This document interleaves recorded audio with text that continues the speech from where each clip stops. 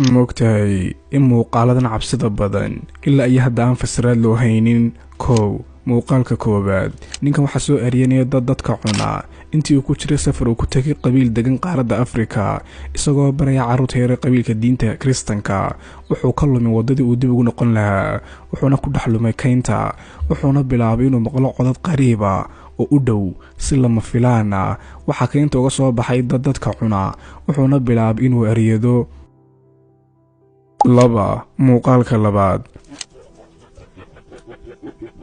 ninkan waxaa lagu magacaabaa Luke Nicholas, waana nin YouTuber ah. intuu ku jiray mid ka mid ah muuqaaladiisa uu soo geliyay YouTube, isaga iyo wiilkiisa ayaa ku dhaxay kaymaha, waxayna maqleen codadka labayay oo taandhadooda ka garab dhow, kuwaasoo qoslaya. ninkan wuxuu bilaabay bulshadii iyo dadka kaga xidhan YouTube-ka inuu kula hadlo faraha isagoo aamusan, sababtoo ah wuxuu ka baqay inay soo weeraraan.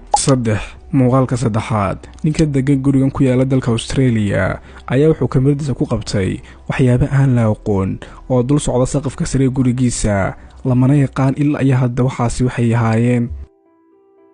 haddaba daawade, adiga su'aal haddii aan ku weydiiyo, saddexdan muuqaal midkeeba cabsiya? qaybta kommentiga hoose iigu sheeg.